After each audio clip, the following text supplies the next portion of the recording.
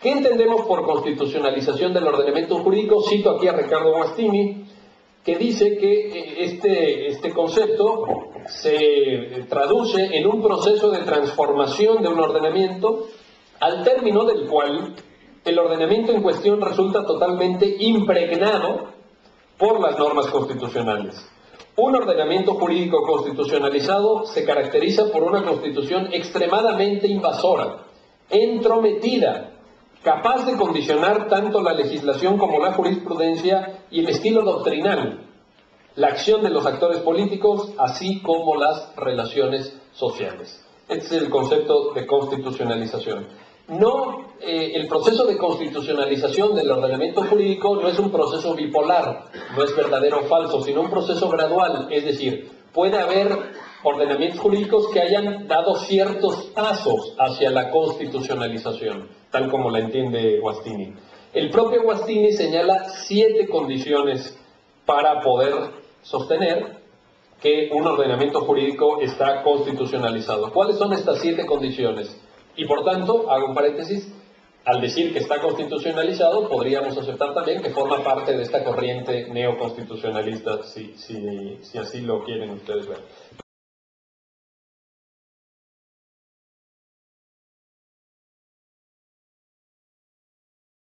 Primera condición, una constitución rígida. La rigidez constitucional, que no creo que haga falta extender la explicación en este sentido. Para decirlo muy rápidamente, telegráficamente, una constitución es rígida si no puede ser modificada siguiendo el mismo procedimiento que se utiliza para expedir una ley o para modificar una ley. Es decir, hay procedimientos diferenciados, normalmente más agravados para llevar a cabo la reforma constitucional, cuando estamos en presencia de una constitución rígida.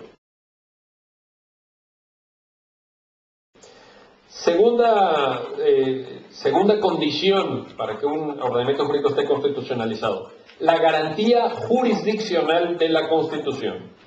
Es decir, una garantía que permite hacer que la rigidez sea algo más que un postulado de buenas intenciones. La rigidez, para ser tal, debe poder imponerse frente a las leyes y al resto del ordenamiento jurídico. Los modelos para ejercer, para llevar a cabo esta garantía jurisdiccional, ustedes saben que son muy variables, aunque pueden ser subsumidos, con todas las peculiaridades de cada ordenamiento jurídico, en 2.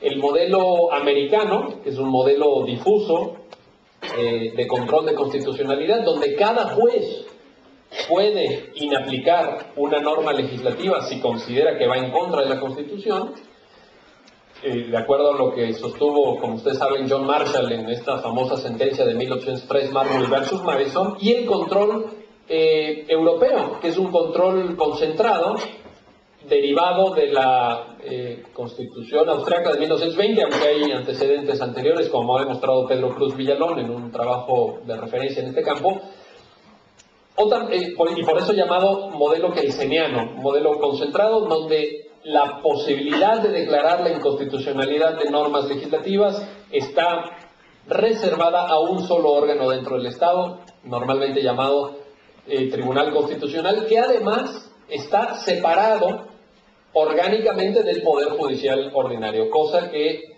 en Argentina no se tiene, como tampoco se tiene desde luego en México, porque en sus respectivas Cortes Supremas coexiste la faceta de constitucionalidad con algunos elementos de legalidad, o por lo menos así es en el caso mexicano. La tercera condición para que un ordenamiento jurídico esté constitucionalizado es la fuerza vinculante de la Constitución.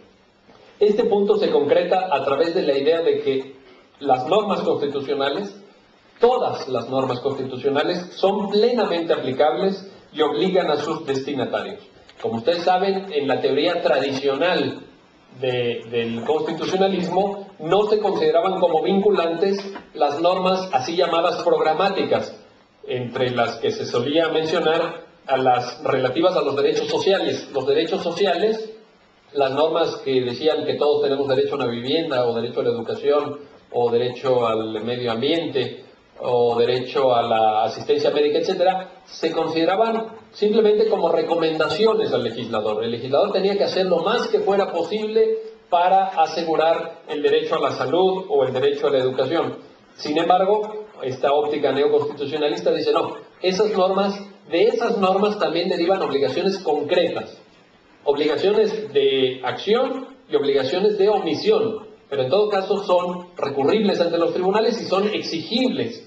Habrá que ver con qué amplitud y habrá que ver respecto a qué contenido, pero desde luego no podemos decir que son simples llamadas a misa o simples recetas de cocina. Son normas jurídicas del máximo rango y en esa virtud tienen que ser recurribles, impugnables ante un juez las determinaciones legislativas o administrativas que tengan que ver con esos contenidos. La cuarta condición para la constitucionalización de un ordenamiento jurídico es la así llamada sobreinterpretación del texto constitucional, que se produce cuando los intérpretes constitucionales no se limitan a llevar a cabo una interpretación literal de la Constitución, sino que adoptan una interpretación extensiva, utilizando cuando sea posible el argumento asímili. A través de este tipo de interpretación se pueden extraer del texto constitucional innumerables normas implícitas, idóneas para regular casi cualquier aspecto de la vida social y política. Aquí el ejemplo, uno de los ejemplos clásicos fue el que a través de varias de sus sentencias hizo la Corte Warren, la Corte de Estados Unidos en la época en que era presidida por Ed Warren de 1953 a 1969, con el concepto del debido proceso legal en sentido sustantivo.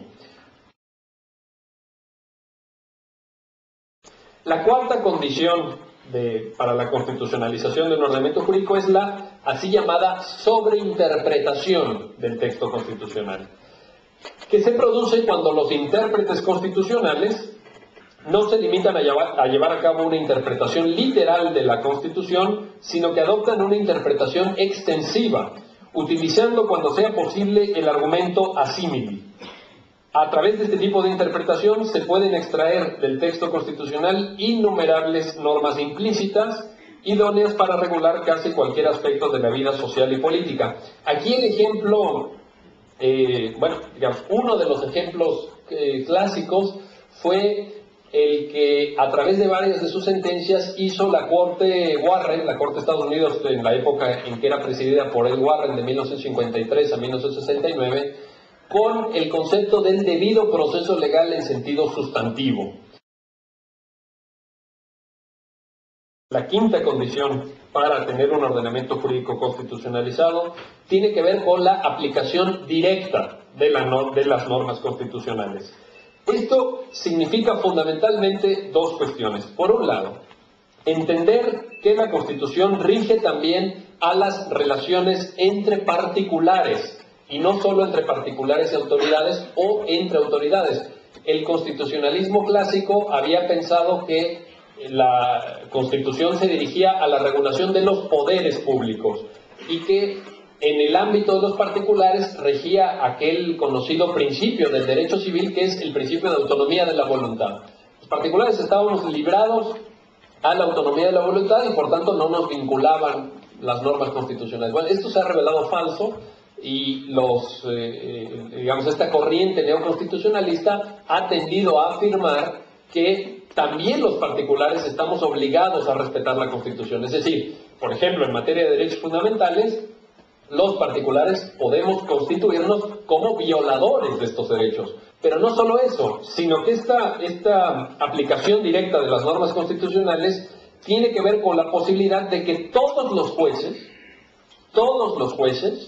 independientemente del rango jerárquico que tengan o del tipo de jurisdicción de la que participen, pueden y deben aplicar la Constitución, incluso las normas constitucionales redactadas en forma de principios o las normas así llamadas por la doctrina clásica programáticas. Y por tanto, los jueces, que no son jueces de constitucionalidad, tienen que hacerse cargo de la obligatoriedad que despliega respecto de ellos el texto constitucional. En un aspecto que voy a detallar, que es la sexta condición para que un ordenamiento jurídico esté constitucionalizado, que es la interpretación conforme de las leyes. Se da cuando el juez, al tener la posibilidad de aplicar a un caso concreto la interpretación X1 de una ley o la interpretación X2, opta por la que sea más favorable para cumplir de mejor forma, es decir, de manera más completa, con algún mandato constitucional. Desde luego, la interpretación conforme también significa que ante una interpretación de la ley que vulnera la Constitución u otra interpretación de la misma ley que no lo vulnera, el juez prefiere esta última. Hace un acomodo del sentido hermenéutico de la norma legal para que no sea contrario al texto de la Constitución. Esto significa también que los jueces ordinarios, no los jueces de constitucionalidad, sino que también los jueces ordinarios pueden llevar a cabo un cierto activismo judicial, deben llevar a cabo un cierto activismo judicial en esta óptica, porque operan directamente con valores constitucionalizados. Y por tanto, el diálogo entre legisladores, jueces, teóricos y sociedad civil se intensifica en la óptica neoconstitucionalista. La séptima es la influencia de la Constitución sobre las relaciones políticas. ¿Qué significa esto? De nuevo, fundamentalmente dos cosas. Primero, la Constitución debe prever un sistema de solución de diferencias políticas entre órganos del Estado, que permita que un órgano jurisdiccional resuelva estas diferencias aplicando normas constitucionales. Y en segundo lugar, significa también que los órganos jurisdiccionales encargados de la justicia constitucional no asuman actitudes de self-restraint, es decir, de restricción respecto a sus propias competencias, frente a lo que en alguna época llamó la Corte Suprema de Estados Unidos, que luego nosotros, eso sí lo aprendemos, porque todo lo malo lo aprendemos, y rápido. Lo que nosotros aplicamos muy bien, que es las political questions, es decir, temas que son de naturaleza política y en las cuales los tribunales se lavan las manos. Esto, en la óptica neoconstitucional, no puede darse porque las constituciones influyen directamente sobre las relaciones entre órganos políticos. Y en ese sentido el juez está llamado a resolver cuestiones de enorme incidencia política, por ejemplo, cuestiones de incidencia política que se traducen en determinaciones presupuestales. Hay sentencias que los jueces tienen inequívocamente que dictar que van a repercutir en el ejercicio del gasto público, pero bueno, así tiene que ser. Es un mandato que deriva de la Constitución. O sentencias que van a recomponer el mapa político partidista en una determinada región o incluso en todo el país. En México hemos visto sentencias de la Corte Suprema donde han corregido determinaciones legislativas que aplicaban mal el principio de proporcionalidad en materia electoral y que violaban, por tanto, el principio de una persona un voto. Y esto ha supuesto que algún partido político haya visto reducidas sus expectativas de voto porque, confiados en el sistema mayoritario, cuando se reconfigura el sistema proporcional, pierden influencia sobre los electores. Pero bueno, esto tiene que ser así, es natural que lo sea en un sistema de democracia constitucional. También es importante decir que las constituciones tienen un cierto componente utópico. Las constituciones son también la representación del modelo de sociedad que queremos para el futuro. Y por tanto, hay que darse cuenta de este componente utópico. Carlos Santiago Nino lo decía con una frase muy afortunada, y me da mucho gusto citarlo aquí en Argentina. Dijo Nino en alguna ocasión que en sus fundamentos de derecho constitucional, que las constituciones son cartas de navegación. Y me parece una metáfora muy afortunada porque en efecto hay partes del texto constitucional que indican por dónde deben de transitar, por dónde deben de caminar, de avanzar los países, y sobre todo los países en América Latina. Y hay que darse cuenta pues de este elemento utópico que también me parece un elemento central. En fin, creo pues que el neoconstitucionalismo es una poderosa herramienta, es un instrumento útil, necesario para explicar la nueva realidad que ya tenemos y la que queremos tener en los estados constitucionales del presente y del futuro. Muchas gracias por su atención.